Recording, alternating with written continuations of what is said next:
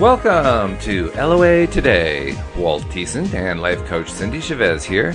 Today is Wednesday, July the 25th, 2018, 8 a.m. Eastern Time, your first daily dose of happy for this hump day, as it's often called. And I hope your day's off to a great start. We were just discussing how valuable sleep is and how much you missed it when you don't quite get it, and what happens when you try to do affirmations with it. So I have a feeling this is going to be a poignant part of our topic today. Oh, well, yeah. I feel fine now. It's whenever I've had a extended period of wakefulness in the night, sometimes my brain wants to keep reminding me that later on it might get rough because I haven't had enough sleep. And I'm like, so I was saying earlier, I've had a lot of opportunities to pivot so far. Mm-hmm. Yes. Good way of saying it. I like that. That's very good. My pivoting muscles are getting very strong. Yeah, well, I had kind of the same thing. I mean, I was definitely waking up a couple times, 3 times in the night actually, where I was so awake I was sitting up in bed and I was thinking, I don't want this. I want to be asleep. What am I doing here? But as I mentioned to you before the podcast, I tried what you suggested the other day of doing the I am asleep affirmation to see how that would work out. And it took a few minutes, but it worked. And it worked on all 3 occasions. The only problem was I just kept waking up later on. But nevertheless, it was putting me to sleep. So thank you for that one. That one really worked. Well, I will give my friend a thumbs up for that. That was her idea. I also used it, and I think it might have been the thing that finally did work. It just took forever. But one of the things is when I first woke up, and I do this a lot when I wake up in the night, is I don't immediately get frustrated that I can't go back to sleep. And I don't often have that, I have to go right back to sleep. You know, it's like, a lot of times I'll realize that I'm awake and I just decide to use that time, to do some affirmations or to do some meditation. Isn't that a good idea? I mean, I've done that too. On those occasions where I didn't know about I am asleep, I've done the same thing. And it's interesting how you can actually move things around easier in the middle of the night. I think probably because you've been asleep and so your resistance is down. But I hadn't thought about that. I think that's probably what it is, yeah. But you're right. You can actually make progress doing that. And it can actually become a little bit attractive to keep doing that instead of going to sleep. Well, that was kind of my idea. You know, it's sort of like we've talked about before, the choice to decide that Mondays are great. Mm-hmm. You know, it's like, because in the same way you say, oh, tomorrow's Monday. You know, I just bet if you're standing somewhere in a grocery line or something on Sunday and you make some groan about, oh, Monday's almost here, you know, everyone will join in with the collective groaning, right? Because we have this concept that Monday's a drag. Yeah. And the same way, if we were to use a certain tone, we say, oh, I didn't sleep last night. People agree that that's not the best experience. That's true. So I kind of decided, like, because a while back, I know I've talked about this, I was really struggling with insomnia, which I'd never had a problem with in my life. And I thought I was past it because I've been sleeping great until last night. But at that time I thought, you know, I can choose to be upset about this and frustrated. Or I can just choose to use it in some way that could be beneficial. And so that's when I started the practice of just meditating, using Tonglen meditation to meditate for other people, and maybe even other people that were suffering with sleeping. I mean, that was actually the first time I ever had that experience. Interesting. That's an interesting use of the time, because here you are, you're in that place of having trouble sleeping, and yet you decide to focus on other people instead who are having trouble sleeping. That's an interesting choice. Well, there's a specific type of meditation called Tonglen. It means taking and receive, or taking and giving. And so as you breathe in, you're willing to take on the suffering of the world, or of a certain segment or a certain type of suffering. And as you breathe out, you're breathing out peace and relief. And so it's really a beautiful practice when you're meditating for someone else. And one night I was laying in bed and I couldn't sleep. And I had insomnia for quite a few nights. And I was like, okay, it's like, the first night you deal with it, the second night, but when you're on night like 5 or 6, where you've only getting a couple of hours of sleep, it's tough because your brain stops wanting to work correctly. Yeah. You can't think clearly. So I was laying there and all of a sudden I realized I was meditating. I realized, oh, there are a bunch of other people out there in the world that are losing sleep right now for whatever reason. Like maybe they just don't know why, like me. Maybe they're worrying themselves awake all night. And oh my goodness. And here I am awake, and I can use this time to like meditate for them so that they can have rest and peace. And I can like be willing to take it on for a few moments. And I got so excited. It was like suddenly I was not frustrated about losing sleep. I was just like ready to be of service. So it was kind of a neat experience. Well, that's definitely the way to do it. Because when you first described it, I thought to myself, "Oh, do I really want to take on other people's troubles? Do I want to really take on that stressful feeling, even if it's for the purpose of breathing it out?" But when you describe it the way you described it, it's clear you went at it with a much more positive attitude than that. Well, it's a little bit of stepping into this kind of superhero role at the time, because it's like, okay. And it was so funny because at the time, this one experience, I had such an aha moment over it that it was like, I was the one, of course I know I'm not the one to help anyone, but it was like, I had the opportunity to do it. And so it was really great. And I'm still very grateful that I had the experience. So those are some of the things that I do if I can't sleep. And then last night, finally, I remembered I am asleep. And it might have been the thing that did the trick, because I finally did go back to sleep for a little while. Well, I proved to myself it is effective. There is very little doubt in my mind about that, because, the first time I tried it was the time it took the longest. And I don't think it took more than 4 or 5 minutes of focusing to do it. And the second or third time, I fell asleep within like a minute. Oh, wow. Yeah, it was quick. It was really quick. It was just the first one. I think the first one I was letting go of resistance about, I don't think this is really going to work or something. But I did. Yeah, well, sometimes my brain can be really argumentative. I am asleep. No, you're not. No, you're not. I am asleep. You're awake. I am asleep. Oh, so you're trying to be right again. Oh, thank you very much. Right? Exactly. So I think the point is eventually our brain says, okay, she's convinced that she's asleep. There's just no talking her out of it. It's funny. That is funny. Let's see. What else? There was something else I was going to ask you. Oh, well, I guess I was just going to ask you. Yesterday in the afternoon podcast, you mentioned how you gotten all of your 1,000 affirmations of you love your life done by the podcast. And I'm wondering, are you going for the record today? Well, I have no idea how many affirmations I did last night, but I did quite a few.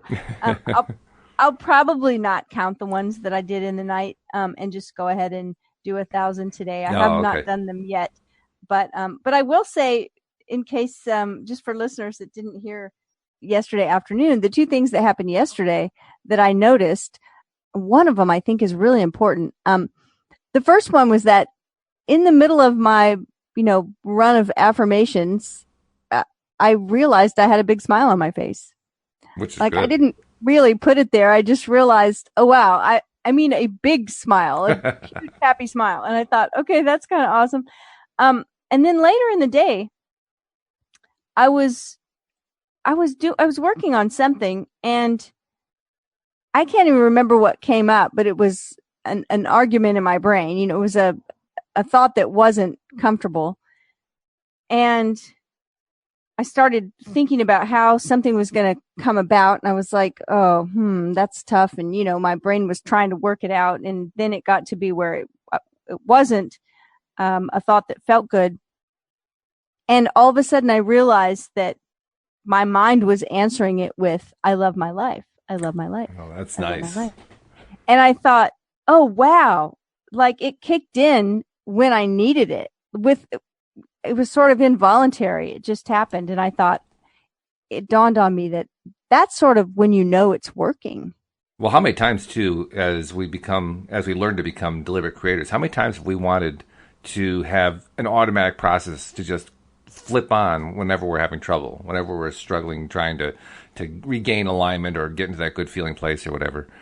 How often have we wanted to have that automatic process? Well, you got one. You got an automatic process. You know that all you have to do is just kind of be open to having that affirmation come, and it comes. That's nice. Yeah, it definitely, I mean, that's what we're aiming for is for these tools and processes we use to become the default way of thinking for us. Yeah. Oh, Right. yeah. And so, and it doesn't always happen so easily, but it was really great to have it happen yesterday and realize, oh, yes, that higher, wiser part of me is talking back. It's talking back. Well, yeah, and that's what I've been noticing too with all the processes that I've practiced over time. As I do more and more of them, as I spend more and more of my time during my day on them, I'm even doing like when I was mirroring your affirmations yesterday. I surprised myself by doing it, just by kind of like falling into it, so to speak. But I also found myself using them when I was in the middle of mundane tasks that didn't require a lot of mental attention.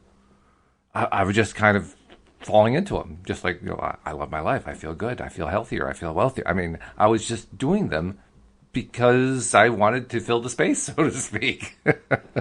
I often do them then. I mean, that's the thing is I will do a sitting meditation where I go through my affirmations. So it may be 15 minutes or 30 minutes or 10 minutes or whatever it is where I'm really focused on that and I'm not doing any other things. And those are the ones I count. I mean, numerically, those are the ones that I number. Right. But then while I'm going about, like you said, just mundane tasks that don't require a whole lot of thinking, I definitely think that affirmations are a better use of, what our mind's doing at the time than other things. I don't mean than any other thing, but definitely better than sometimes our mind starts wondering and we realize we're worrying over something Oh, or yeah. which is what happened yesterday. I was worrying about something. I thought about something and one thought led to another. And then I realized I was worrying about something and that didn't feel good. And all of a sudden the affirmations just boom. Mm-hmm. I want those to be the automatic response to any kind of fretting or worrying. Yesterday was a fairly busy day. I had a lot of stuff to do, and I was actually working fairly late into the night doing them. By the time like 9 o'clock rolled around, Louise was ready to go off to bed, and I realized we hadn't even done the dishes, and I didn't want to wake up to all those dishes the next morning. So I said, okay, I'm going to go do the dishes. Now, normally doing dishes, that's when when I get into that thought process you just talked about, where I'm worrying about this, that, or the other thing, and Right. rehashing. Well, this bad thing and this bad thing, I'm going to rehash it again, and then I'm going to rehash it again. Yeah. Well, last night when I started doing the dishes, I didn't even think about it. I just started doing the affirmation again, and it was a different experience because honestly, when I'm doing dishes, usually I'm taking it out on the dishes because I'm focusing on the wrong stuff. So scrub, scrub, scrub, scrub, scrub. Last night I wasn't doing that at all. Last night it was just, this is going to be quick and easy, no big deal, and the dishes were done really fast. I'm thinking, wow, this is really powerful stuff. Not only am I taking the stress off of myself, I actually got the dishes done faster. Wow. Hey, that's a win-win. Yeah, right? I love it. I love it. Well, it takes practice and it's pretty simple, right? So It is. it's like Well, it's so simple we don't even have to think about it. That's what's so cool. It's becoming right. automatic. After a day, you've been doing it for 2 days, I've been doing it for a day. It's becoming automatic already. Yeah. Well, that's why I said before, every time I've used this process, I've had tremendous results. Now, I don't remember getting a lot of pushback when I did the I Feel Rich. Mm-hmm. And I just don't remember it. I don't remember it happening. But this time, like last night in the night, it was like my brain was ready to fight and going to argue with me and going to point out any area that I wasn't loving about my life. I mean, it was like a duel, and it hit me somewhere in there. I was like, exactly. This is exactly what this process is for, is that I'm convincing my brain, all those things you're bringing up, I love them. So back off.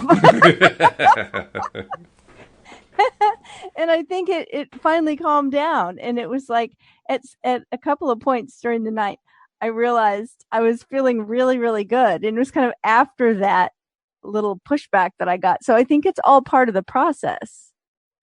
Because our logical brain will argue with more right brain concepts. It's funny.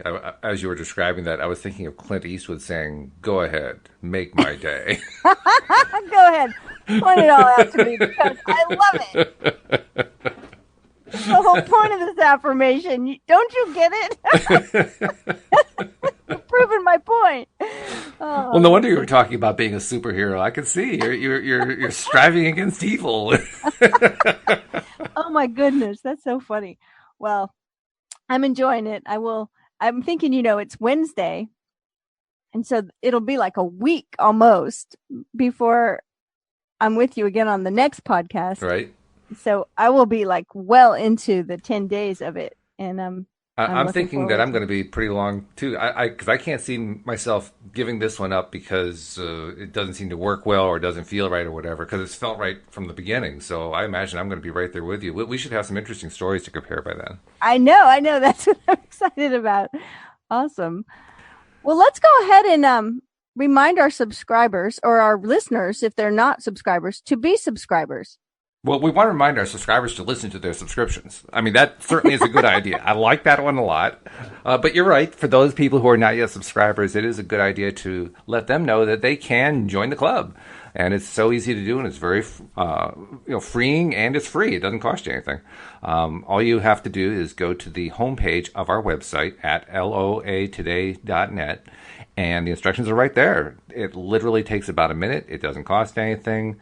It's so easy to do, and if you are one of those people who have a little fear of IT and technical stuff, give it a try anyway. And if it doesn't work, there's a little contact button at the top of the page. Just click that and send a note saying, "I tried it. It didn't work. Here's what I tried, and this is what it gave me." And if you can give us the details of what it gave you, I mean, I like 99 times out of 100, I can tell you what it is you need to do.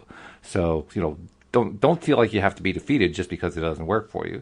And I don't want to say all that to make people think it's really hard. Actually, almost everybody who tries it is going to be able to do it without any difficulty. I just want to make sure that someone who does have difficulty doesn't get scared off.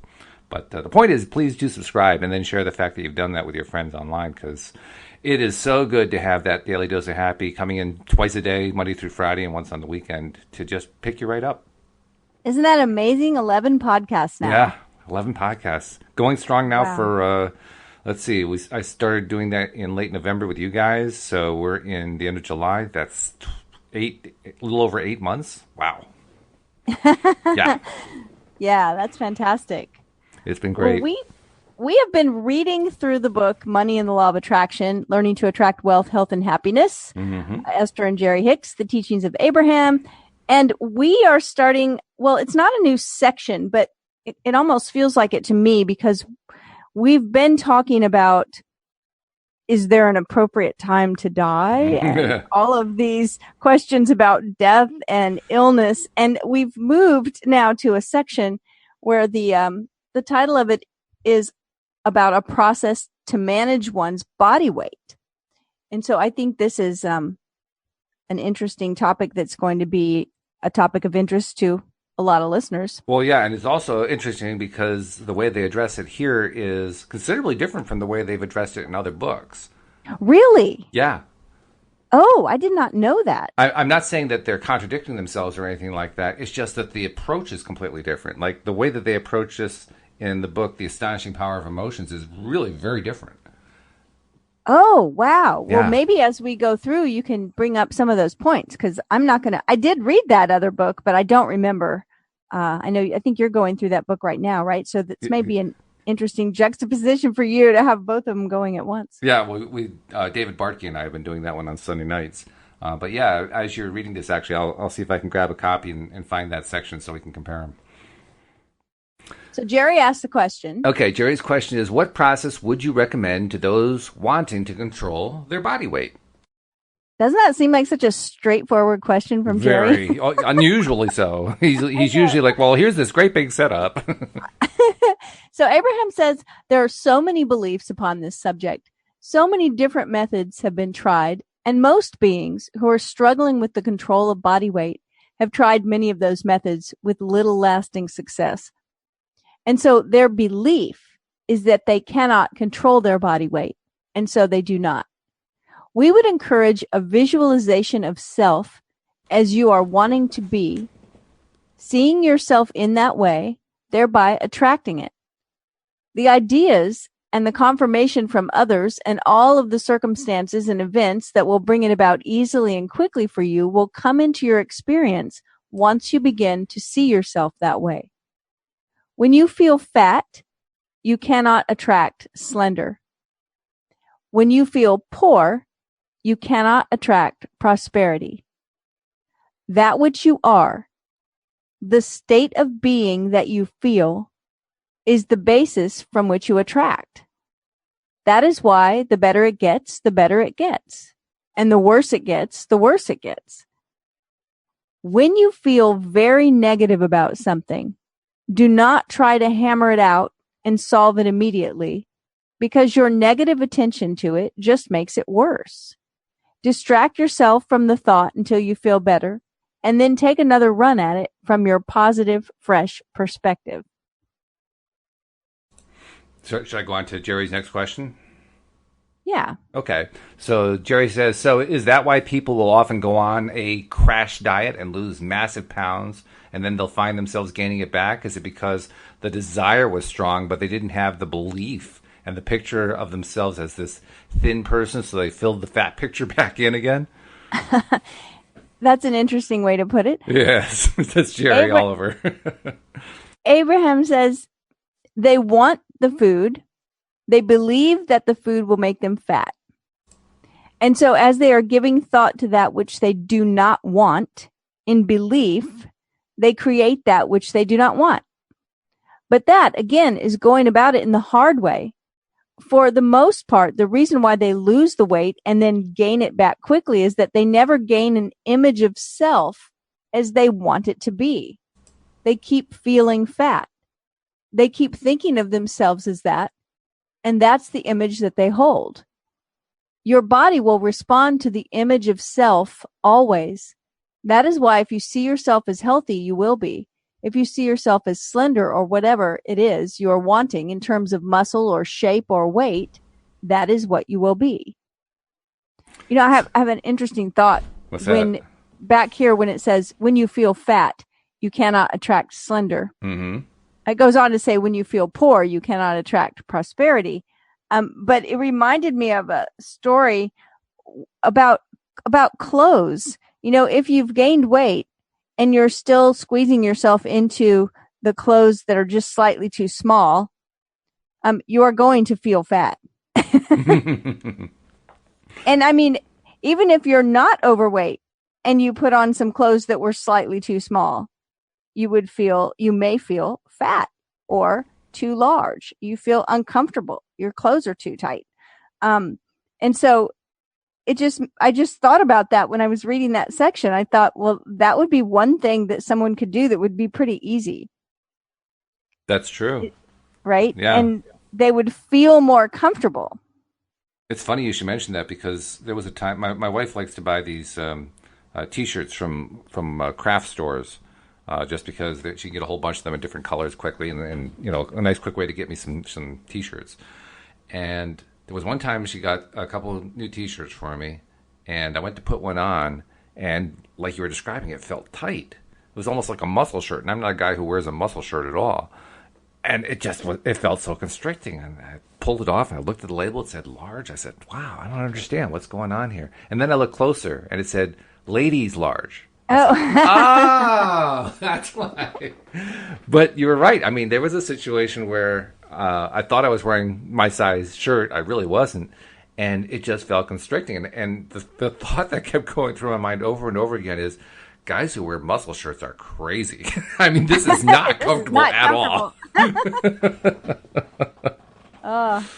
But okay. Talking about how this is a different approach from the way they approach it in the other book. I mean, in general, the overall approach, I guess, is fairly similar because they're talking about how you feel about yourself in both cases. The difference is in the way they present it, really, because in The Astonishing Power of Emotions, and this is taken from part 2, where they have a whole bunch of examples, kind of similar to what we're dealing with here, where they have different examples of different kinds of problems people are having. And this particular example is about weight and losing weight. And the approach they take in this book is all about the upstream and downstream metaphor. So when you are paddling upstream, you're going against yourself, you're going against the flow, you're working hard, and you're actually going in the wrong direction. Whereas if you let go of the oars, the boat will just automatically turn around and go downstream to where all your desires are. And it's a great metaphor because it really illustrates how easily we grab those oars and start paddling upstream. Right. Well, they're going through... This is the way, the pattern of the book. The pattern is they show you what your typical upstream comments are that we talk to ourselves about or we say to others, and then they start shifting them, kind of pivoting them over to downstream thoughts. Thoughts that are better feeling, that are expressions of ease and expressions of positivity and so on and so forth. So they're doing that in this chapter as well, but they also do it in a way that is a little shocking, to be honest, because of one particular sentence. And I won't read the sentence right off. I will get to it by reading through the read up. They're saying, imagine that you're in that awkward bad place, right, where you're feeling like you need to eat something just to feel better. Okay, so I'm just going to read. With that thought in mind, I'm going to read the next 2 paragraphs. It says, your urge to find a quiet place to sit while you eat something is becoming quite strong. And while you are trying to fight the urge to follow through on your impulse, it is much easier to just give in to it and get something to eat. As you are standing in line at the ice cream counter, you notice the slender people waiting in line with you. They are annoying. And as you are annoyed, your urge for the ice cream grows stronger still. Before we continue with the details of this example, and before we offer guidance to assist you in improving your situation, we want to explain something that most people do not understand and in fact have a hard time believing. Whether you gird up your willpower and walk out of the ice cream parlor, or whether you go ahead and select and eat a large tub of ice cream, there is absolutely no difference in the effect of one of those actions over the other. Even if we are talking about 1,000 days of walking out as compared to 1,000 days of eating a tub of ice cream, the action choice of one or the other makes no difference. It is not your action that matters, it is your vibration. It is not your action that makes you fat, it is your vibration. It is not what you are doing that makes the difference, it is how you are feeling about what you are doing. I mean, that is pretty revolutionary stuff. So I'm sitting here listening, thinking, well, pretty much 100% of us would probably agree that if I eat a large tub of ice cream every day for 1,000 days in a row, I'm going to gain weight. I'm going to be massive. Yeah, I'm going to be huge, yeah. Right? And so it's like, okay, so we're all in agreement that we have that belief, right? Yeah, talk about huge amounts of pushback, right? Yeah, but here's the thing is that if I have the pushback going on because I know that I'm right about this. Right. I'm right about this. Exactly. I mean, it is going to happen. And I think most people would have that, that same belief because it'd be ridiculous. But, on the other hand, we all probably know at least one person who we think, I bet so-and-so could go in there and eat a tub of ice cream every day and not gain weight. Right? Yep. I mean, so that's really, wow. Yeah, that catches your attention. In fact, when I read that one with Wendy, her instant response was, I know I've read that before, and I skipped right over it, just discounting it entirely. Well, what's interesting is the very next little bit here that we've got, the title is, Regarding Food, Can I Follow My Bliss? All right, let's find out what it has to say. So Abraham says, some have argued that if they do take our advice and follow their bliss, always looking for things that feel good, they would happily eat things that are detrimental to their health or their body weight. People do often choose food to try to fill the void when they're not feeling good. However, if you have been tending to your vibrational balance for a while and you have learned the power of positively directing your thoughts toward an image of your body as you want it to be, then if you believe that eating a particular food is contrary to accomplishing that desire, negative emotion would come forth as guidance. It is never a good idea to pursue any action that brings forth negative emotion, because the negative emotion means there is an energy imbalance, and any action that you participate in during negative emotion will always produce negative results. And I'm thinking, well, I would absolutely have negative emotion going on about eating a giant tub of ice cream. I would too. Especially more than one and every day and for 1,000 days. Yeah, I would be saying, why am I doing this to myself? This is not healthy. Well, it would be more than that. For me, it would be, oh God, I'm so tired of this. Oh, yeah. Well, I'm not even an ice cream eater, so. And I love ice cream, but I can just see if I was eating that much ice cream, I would get so sick of it so fast. Well, the joke for me is that, and this story gets told a lot whenever ice cream comes up and I'm there and people that know me well, because I shouldn't say I don't like ice cream. I like ice cream, but I need a scoop about the size of a golf ball. And sometimes that's too much. And that's too much. So, and everyone's like, are you kidding me? And I'm like, I don't want any more. So, but yeah, so this is, all the way back to alignment first again. It is. Yeah. And here's the thing. I think that it would be hard to find a large amount of people who would all be in agreement that, yeah, this is, I can eat a large tub of ice cream every day for 1,000 days. It doesn't bother me. There may be people out there. I know it's an extreme example. It's very extreme. Yes. And I think it's deliberately extreme too, because they want to really illustrate the point that it has nothing to do with the ice cream per se. It has to do with how you feel about it.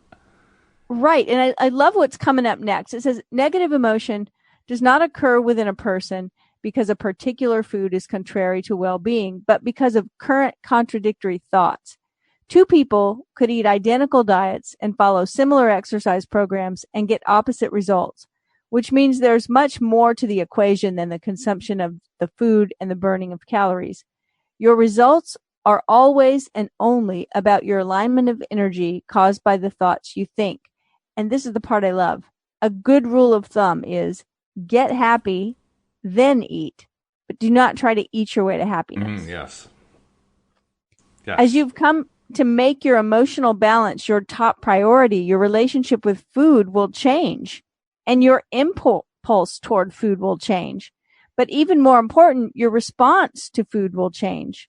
Altering behavior about food without tending to your vibration nets minimal results, while altering thought will yield great returns without the necessity of altering the behavior. And so let us say that you've decided that you want to be very slender, but you currently do not see yourself as you want to be. And your belief is, if I eat this food, I will be fat. As you have a desire to be slender, but a belief that eating this food will make you fat, you would feel negative emotion if you begin to eat the food. You might call it guilt, disappointment, or anger, but whatever it is, eating the food feels bad because given the set of beliefs that you hold and given the desire that you hold, this action is not in harmony. And so if you're following your bliss, you would find yourself feeling good about eating the things that do harmonize with your beliefs and bad about eating the things that do not. Once a desire has been established within you, it's not possible to offer behavior that you believe contradicts it without feeling negative emotion. And I love about 3 or 4 paragraphs back, just before the one that you really liked, I love the sentence that said, 2 people could eat identical diets and follow similar exercise programs and get opposite results. Why is it that we don't notice that more often? Well, I've noticed it before, and I didn't put it down to vibration or thought patterns. I put it down to the fact that we're all very different. Which is true. Our makeup of our bodies are very different. And, so even if you're struggling recognizing that thought patterns control everything, there's still the idea that different people are different.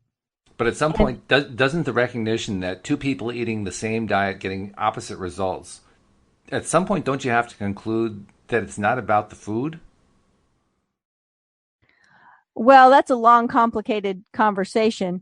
And because of my own experience, I mean, that I've talked about before, it's one of the things I've, kind of struggled with Mm. the whole idea because I really did think I was eating the best, healthiest diet for me. And don't get me wrong, I'm not saying that there's anything wrong with choosing a particular diet because it's the right one for you, because clearly that's the one that your thought process aligns with.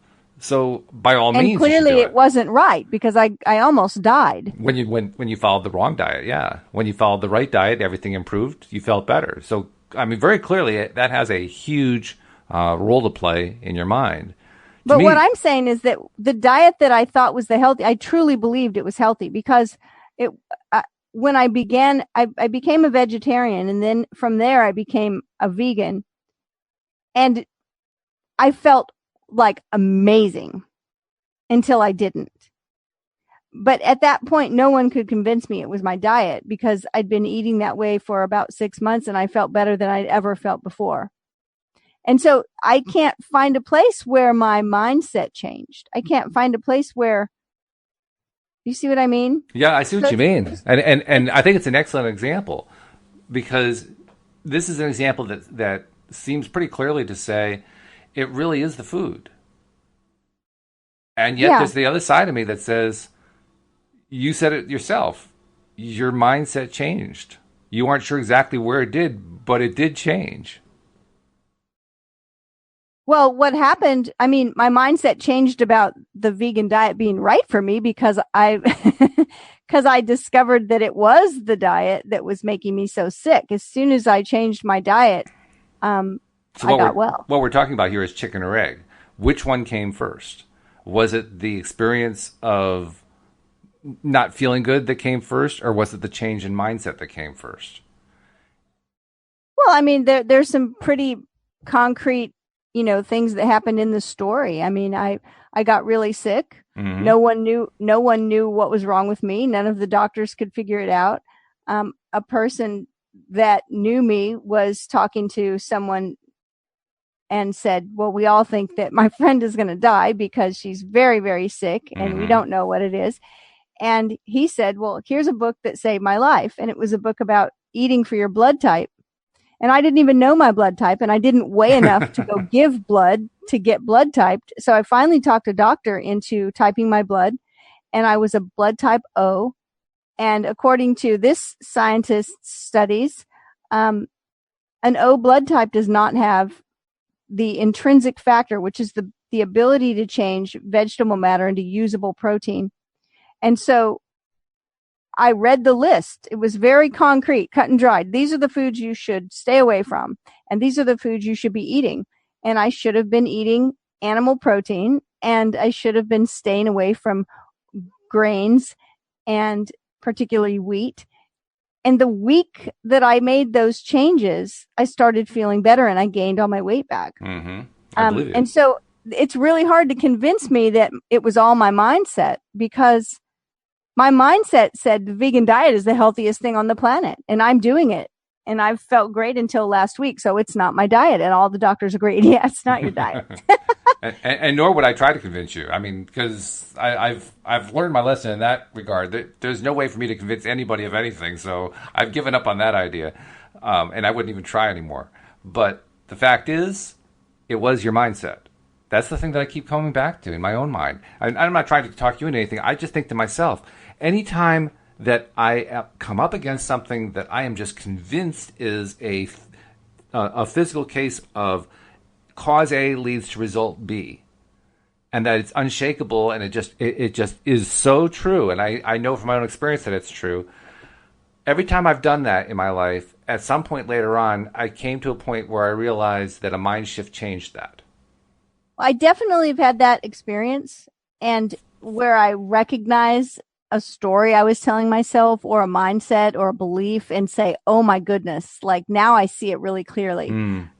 I still haven't seen it really clearly with this particular instance. Oh, there are a lot of things So, in my life I haven't seen it clearly with yet, and yet I do see the pattern. The pattern is very, very straightforward.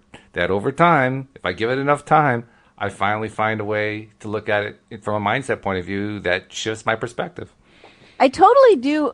I totally do see that in the other direction. Like, in other words, if I think something's bad for me, you know, like if someone convinced me that drinking pure water was horrible for me, they're not going to. But I mean, if I was convinced that eating ice cream was really, really bad for me, I totally get that it would be, because my vibration would be saying to myself, you're doing something bad to yourself. Mm-hmm. This is not healthy. And so I totally get it. It's not as easy for me to see in the other direction. Yeah. Where I believed something truly was healthy. I think part of what has made the difference in my life in terms of my understanding of this stuff is the recognition that what I think in my brain, so to speak, what I think in my mind is actually broader than what I'm thinking about consciously. The recognition that my body is actually part of my mind. Yes. And your body was disagreeing with you. Your mind was saying, "Oh, I am 100% convinced. This is, this vegan way is definitely the way to go." And your body was saying, "No, it's not. No, it's not." Right. And so that's a really good point. And that's something that can't be, covered over, is that my body was speaking to me very loudly. It was. And I wasn't listening to it. Which is because so easy to I was, do. Yeah. So that's absolutely the case. Emotionally, it's we were talking yesterday about that we feel emotions in our body. Emotionally, at that point, it was probably just feeling confused, because it was like, why?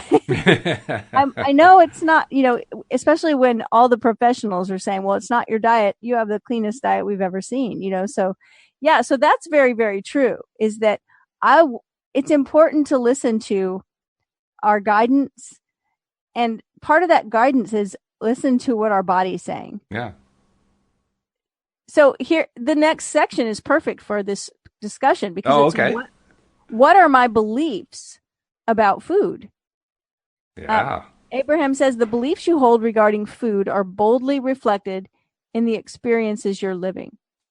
If you believe that you can eat most anything and not gain weight, that is your experience. That's true. If you believe that you gain weight easily, then you do. That's also true. If you believe that certain foods give you an energy boost, they do. Mm-hmm.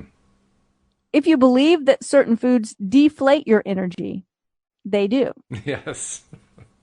If you want to be slender, but you believe that a particular diet is not conducive to being slender, and you take the action of eating that diet, you will gain weight.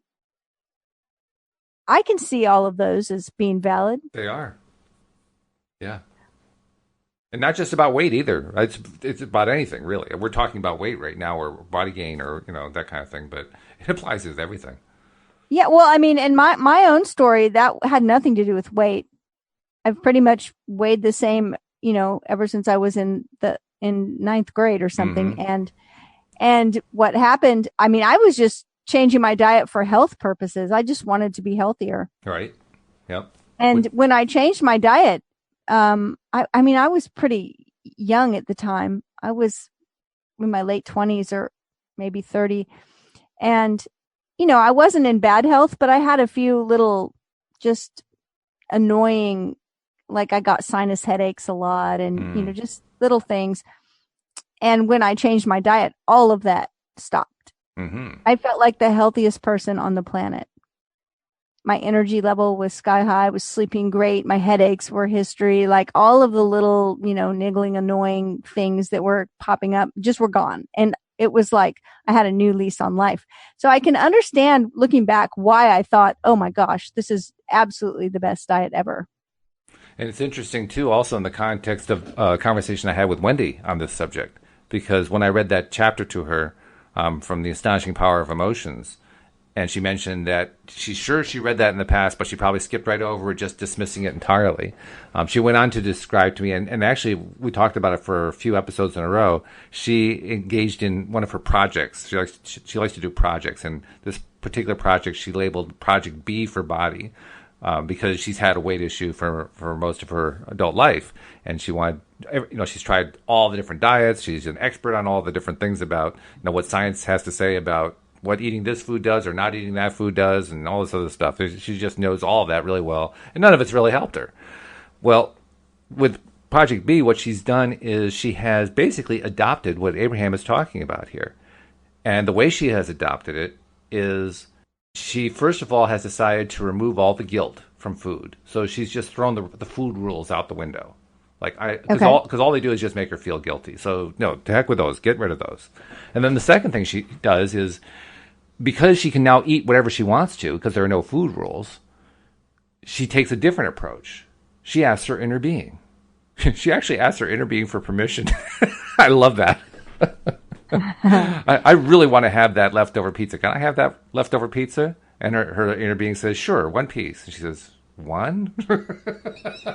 And she has a little discussion, but finally, goes along with it. And her body says to her, one will satiate you. One will make you feel better. And so she has her one piece, and, that was good. And she's done. Whereas before, she would have devoured the entire pie. Interesting. So she's doing it as a constant conversation with her inner being. And what kind of results is she experiencing? I haven't talked to her about it lately. The last time we talked about it, with no effort at all, just doing this little method and not stressing on it, just not even keeping her mind on it, she said she's just seeing a pound go away and another pound go away. It just takes, it's happening slowly over time, but it's just kind of melting away. And sometimes it goes up a little bit, but then it goes down a little bit further. It's the opposite of what the weight gain thing is, right? You lose some weight and then you gain it back in another 3 pounds. It's the inverted part of that. So you might gain a little bit of weight and then you lose a little bit more than that. And she's loving it. Now I guess I'll ask her about it. I'll ask her about it to see what the latest is. But I would not be surprised at all if she's continuing to experience that pattern. And it feels so much better. She tells the story. She tells the story about how food is now such a relief. It's no longer an issue that she's constantly struggling with. That's got to be good, no matter how you slice that one. Well, yeah, because when you think about it emotionally, I mean, if you're just struggling with it all the time, and if you're feeling guilt, that's not going to lead to anything good. Yeah. So throwing the food rules out the window and replacing it with talking with your inner being. I like this idea. Yeah. So Abraham says people often initially balk at our seemingly simplistic analysis of your beliefs about food and how they affect your physical reality. And this is making me laugh because you said Wendy just skipped over. I said, yeah, right? It's that inner balking. The inner balking, right. Yeah, whatever. Like I balk that we only need 2 hours of sleep. Yeah, right. People often initially balk at our seemingly simplistic analysis of your beliefs about food and how they affect your physical reality because they believe that their beliefs have come about by observing experience, and it's hard for them to argue with the factual evidence that the living of their own life and the observation of others' lives has provided them. However, observation of results gives you scanty and inadequate information. For unless you're factoring in desire and expectation, then calculating the action of what has or has not been eaten is irrelevant. You simply cannot leave out the most important ingredient in the recipe of creation and understand the outcome. Oh, that's a good one to highlight. You simply cannot leave out the most important ingredient in the recipe of creation and understand the outcome. People respond differently to the food because the food is not the constant. The thought is. It is the way you're thinking about the food that is making the difference. Yeah. Wow. Opinions of others about my body are insignificant. Well, that's also true. But interestingly enough, this one, the question is just labeled question. It's not Jerry. So I guess this is like a generic question from the audience or something like that. Oh, could be. Yeah. Go ahead and read it. Well, it says, a significant other pointed out to me that I have a little roll along my belt line, and it would be good if I worked hard to get rid of it. I could exercise more or eat less or order salads. And because she's a significant other, I took it to heart, and my roll got bigger. How many people have had that experience? Oh, I'm not even going to talk about what I would be doing with a significant other who was pointing out that I needed to work hard to get rid of. Yeah. We would be a significant past other. Okay. Past other. I heard a woman call her ex-husband her husband one time, and A it cracked me husband. up. Oh, that's interesting. Abraham says the most important thing that we want you to understand is that when you are using the word other, always use the word insignificant regarding.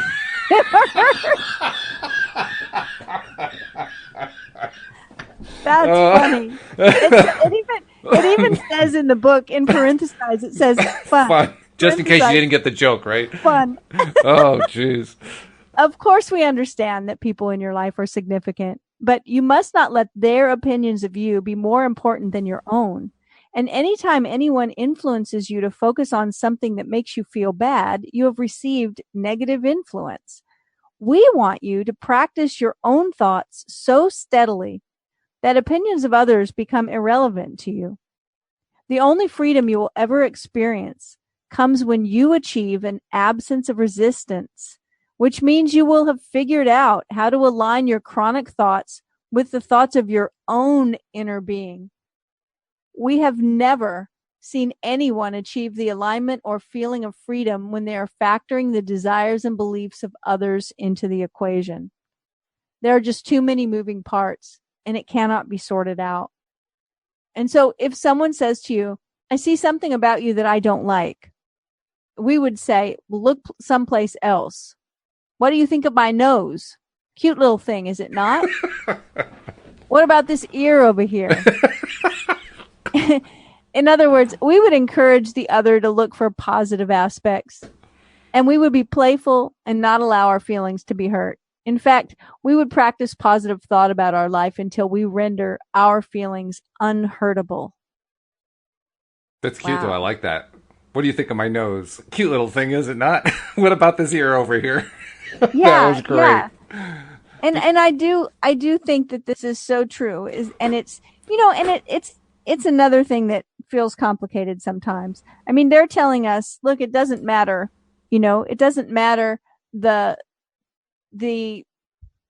what your significant other thinks. And it's easy to say, but I think that a lot of people care what other people think. Oh, yeah. And not just about how we look, not just about our bodies, really probably more about other things. But a lot of people, when we are making decisions, we take into account how other people will respond, what other people will think about us. And it's very true that we're not going to have freedom until we can let go of all of that. Mm-hmm. Yeah. Sometimes it takes a while to get there. It does. And there's a lot of it to let go of sometimes. I mean, I look back into my younger life and I was such a people pleaser, and it did not work out well for me to be that. Mm-hmm. Yeah. It really didn't, So here we go. I love this. I love when they give us before you go to the example. I want to add one more comment about that. There's a balance that those of us who live in a human society have to achieve. Because on the one hand, we don't want other people's thought to control us. On the other hand, there are people who are able to live in society without being in any way attached to society, so they give no attention or concern to anybody else, and they're the ones we refer to as the egotists or whatever, and they often do very, very well. But it's not the way most of us want to live in society. Most of us want to live in a society where we do care about others, where we do interact with others, and that's where the balance comes in. The balance is totally between, on the one hand, just being totally about me, and on the other hand, being totally about, it's all about the other person, and it's so important that the other person be happy. Because that's clearly not the right direction. It's got to be somewhere in the middle, and it's got to be actually leaning toward you rather than completely in your direction. But it's got to lean toward you because you're really number one in your own life. Well, it reminds me of the whole, example we hear about when you're on an airplane and they tell you to put your oxygen mask on first before you try to help the person next to you. Or your person next to you, right. When I say people-pleasing behavior and that it's not healthy, I'm talking about the kind of behavior where every decision you make is always about to please someone else. Yeah. Mm-hmm. And that you never say yes to yourself. You always make sure that you're saying yes to everyone else and then putting yourself last. And a lot of people have this kind of behavior because they care about what people think about them. Or they were trained to be that way from a very young child. Yeah. And so it's not healthy. And you're right. It's a balance. It's not always the easiest thing to figure out. That's why we're here. We're here to learn these things, right? Well, I suppose that's one reason. I thought we were here to have fun, but maybe the two go together. Who knows? Yes, we're here to have fun. Well, and this is fun. I love when Abraham gives us an old story and a new story because the examples are always so great. Mm-hmm. So this is an example of an old story about my body. And then there's going to be an example of a new story. So the old story. This is the upstream downstream approach. Here's the upstream thoughts, and then I'll follow with the downstream thoughts. Yeah. I'm not happy about the way my body looks. I've been trim and fit at times in my life, but it's never been easy. And those periods never lasted very long. It seems to me that I always had to work irrationally hard to even get close to the way I wanted to look. And then I just couldn't manage to stay there. I'm tired of depriving myself of good things to eat only to end up not looking good anyway. This is hard. I just don't have the kind of metabolism that allows me to eat much of anything that tastes good. It's not really fair, but I don't like being fat either. The interesting thing about these upstream thoughts is every single time that I read them, I get depressed. They don't feel good. Exactly. And I bet that as we read them, there are a lot of people nodding their head thinking, oh, I've had those thoughts. Yeah. Yeah. But this is the new story that's going to feel so much better. My body is a reflection mostly of the thoughts I think. I'm happy to understand the power of directing my thoughts, and I'm looking forward to seeing physical changes in my body which reflect my changes in my thinking. I feel good as I anticipate my improved size and shape. And I'm confident that those changes are in progress. And in the meantime, I'm generally feeling so good that I'm not unhappy with where I currently am. It's fun to think on purpose and even more fun to see the results of those deliberately chosen thoughts. My body is very responsive to my thoughts. I like knowing that. And of course, the part of me that is practicing turning double negative statements into positives. As you were reading that one sentence, I wanted to say, I am generally feeling so good that I'm happy where I am, instead of, I am generally feeling so good that I'm not unhappy with where I currently am. Right. I'm generally feeling so good. I'm happy with where I currently am. I agree. I like that. Yeah. Well, it's just, to me, that's a good sign. The fact that my mind is now looking for those, because it never did before. I mean, 10 years ago, forget it. I was never looking for that stuff. Now, I'm looking for it all the time. So we end up this little section with, there's no right or wrong way to tell your improved story. It can be about your past, present, or future experiences. The only criterion that is important is that you be conscious of your intent to tell a better feeling, improved version of your story. Telling many good feeling short stories throughout your day will change your point of attraction. Just remember that the story you tell is the basis of your life. So tell it the way you want it to be. And I have to admit, I've been hung up on the telling story part.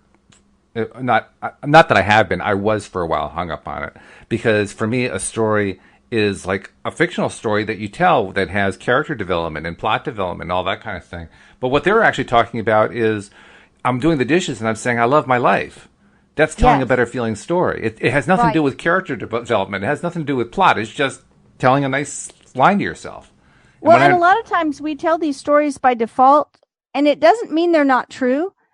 In our experience, they often are very true, but we tell them over and over. For instance, here's a great example. We've both talked about having nights where we don't sleep well. Mm-hmm.